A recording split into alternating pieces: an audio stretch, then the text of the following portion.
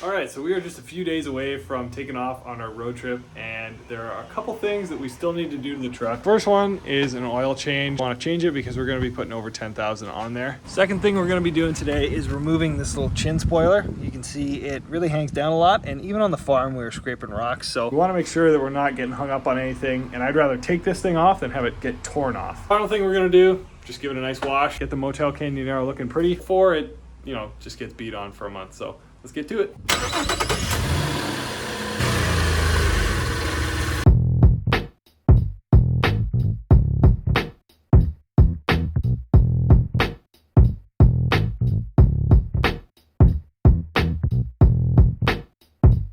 Also replaced the driver's side headlight. This old LED has been in there for, well, the entire life of the truck. The heat sink in it finally died, so I figured I'd replace them with some solid state heat sink ones. Lasted 5 years, so can't really complain too much.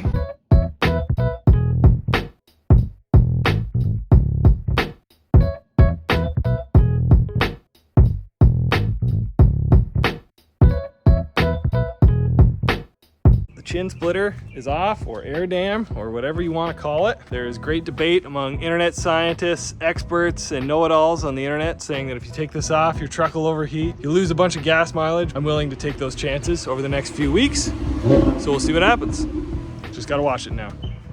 Looking pretty good for a 5-year-old truck. Let's get packing this thing. How's the new sleeping bag? Seems to fit okay. Opie, how do you feel about all the stuff? So in each one of these bags, there's 4 days worth of food. So we're looking at a total of 24 days of food. Sometimes on the road, Opie's a bit of a light eater, but we still planned on her regular amount of food. Overall, she's just pretty concerned about what's going on.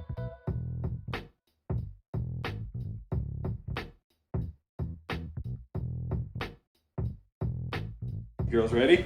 Ready. All right, day 1. Gone for 3 weeks. Opie, you are ready to see our beautiful country.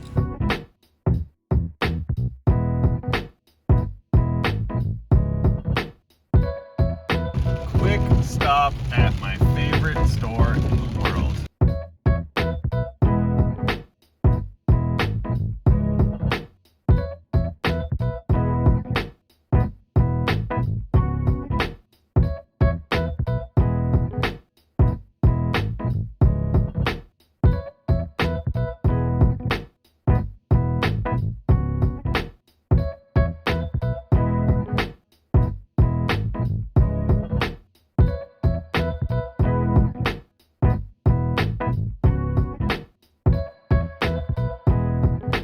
First stop of the trip, the Big Nickel.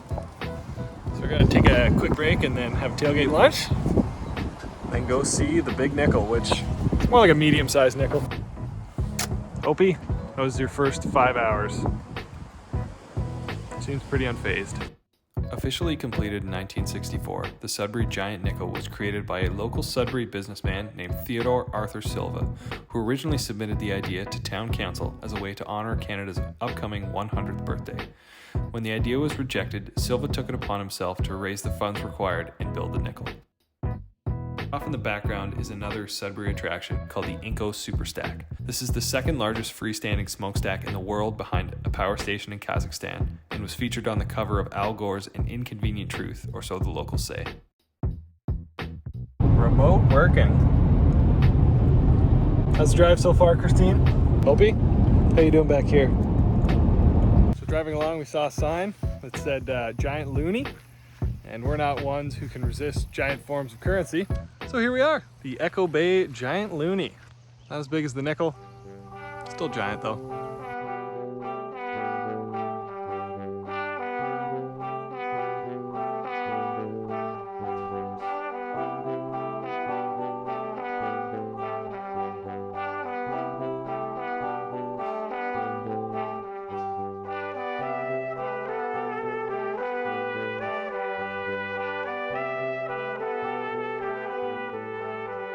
After we made it past Sault Ste. Marie, we turned on I-Overlander to try and find a wild camp spot for the night. What we ended up finding was just past Pancake Bay and on the very edge of Lake Superior. This was an utterly beautiful spot. We were able to pull the truck right down to the shore and sit out on the rocks and watch the waves come in.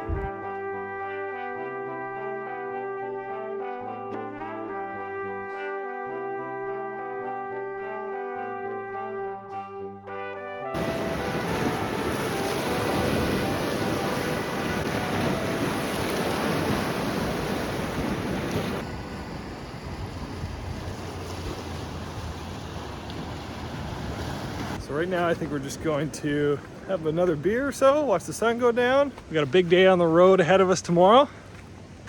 So we gotta get some sleep.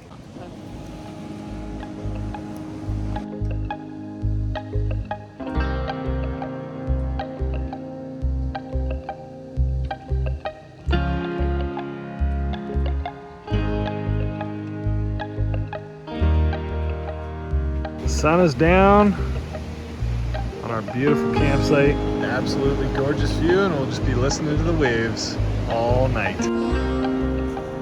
Lots of mosquitoes hoping to get in.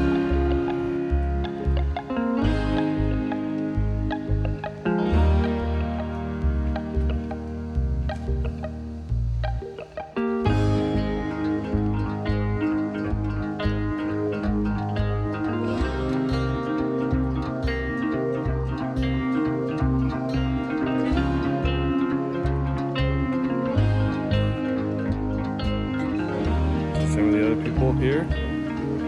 Little van. Beautiful morning. All right. It's time to say goodbye to Lake Superior while we say hello to it all the way up and drive around it today. Going past Thunder Bay, another 800 or so kilometers. Hope he's ready to go.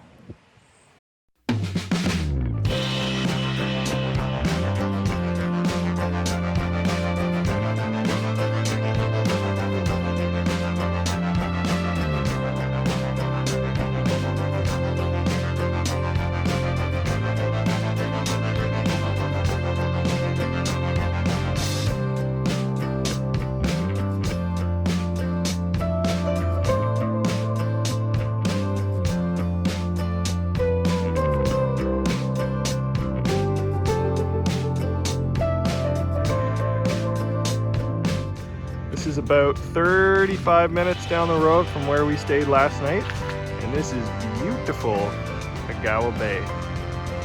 It is just absolutely gorgeous up here.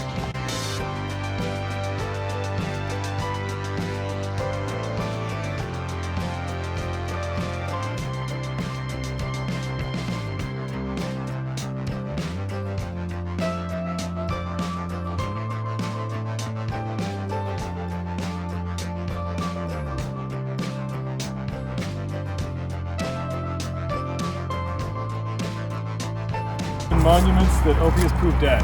Giant nickel, giant goose.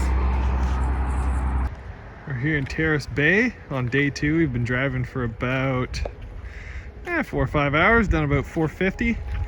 And we stopped here for a nice little lunch on a beach. High hopes.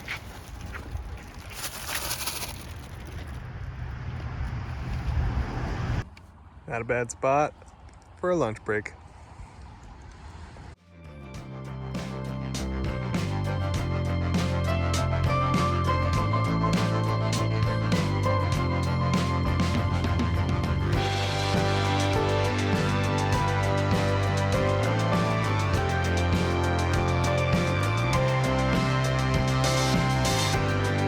Day 2, we stopped just outside of Thunder Bay to visit the Terry Fox Monument.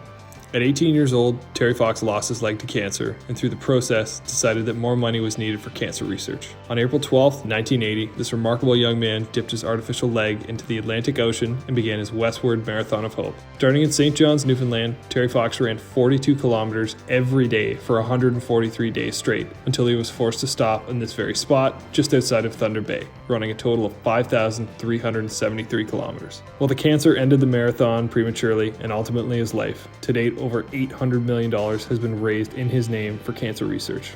Terry Fox is a true Canadian hero, and it was a remarkable experience getting to visit the monument at his last mile.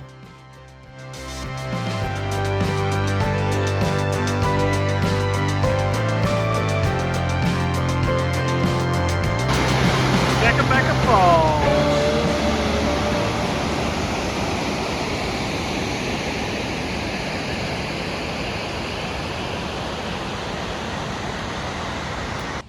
So after a brief stop at Kekabeka Falls, we realized last night we had a bit of a mosquito invasion, and there was a very small gap between the weather stripping, the tailgate, the capper, and the glass that they were getting in. So we beefed up the security, Opie has tied herself up. We're about to hit the road. A couple more hours until dinner. Let's go, Opes. Come on, untie yourself. Quit joking around. The Arctic watershed. Reach the height of land. How do you feel? Pretty cool. Wow. All streams flow to the north. Just crushing distance. After visiting Kakabeka Falls and seeing the height of land Arctic watershed, we continued to drive north on Highway 17 for the next few hours to our wild camp spot that we found on iOverlander. While our first one was occupied, we are extremely relieved to find another one that was very close by. Having this gorgeous scenery around us, we set up the little tent that we brought with us that's fully screened in, as we weren't taking any chances with mosquitoes, and just sat back and enjoyed the evening.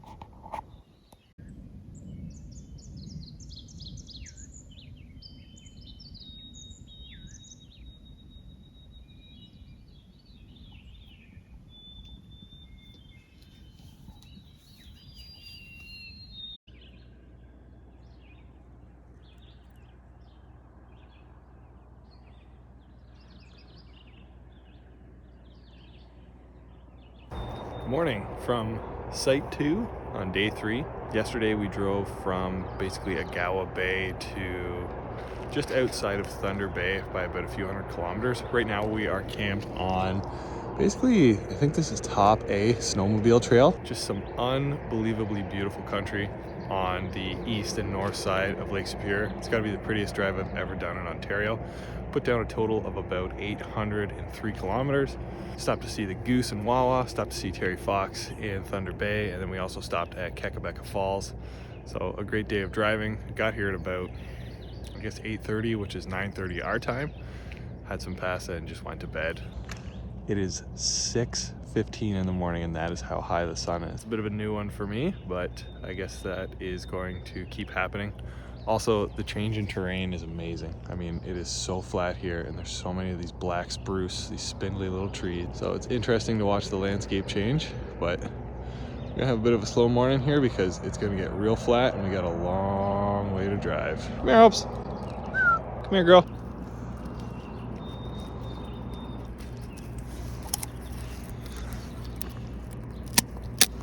You're a killer. Christine, night 2 at the Motel Canyonero, thoughts? It was good. More bug invasion. No, we had a minor bug invasion the first night, which was rectified. I was debating whether or not we should have brought this, but we showed up and there were some buggies last night, and this proved very helpful. Just gonna make some coffees, tear down the tent, try and force some food into our picky ass dog, and then we're gonna hit the road. We got a lot of trucking to do. Next stop, Saskatchewan. Ready to go? After 2.5 days of driving, finally made it to Manitoba after 2.5 days of driving. One thing everybody says, besides the prairies suck, is you won't believe how long it takes to get out of Ontario, and I would agree.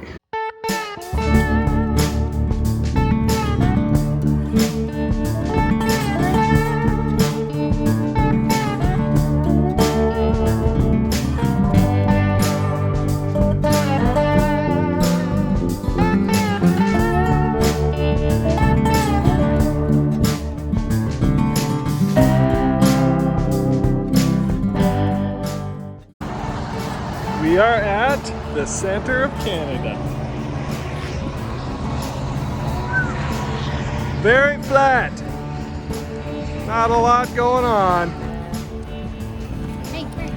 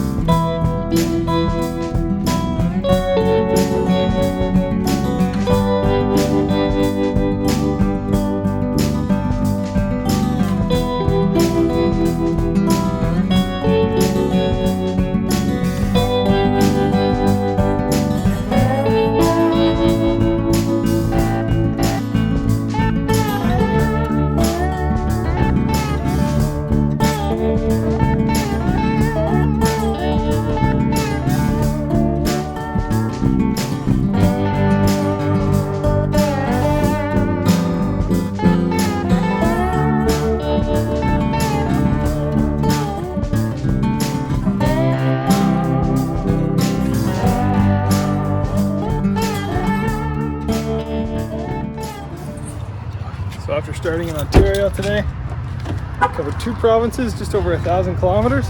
And we are in Regina. We're not truck camping. We're staying at the Best Western. Figured a night in probably be good. And they got a water slide and a bar. So I'm gonna make good use of those.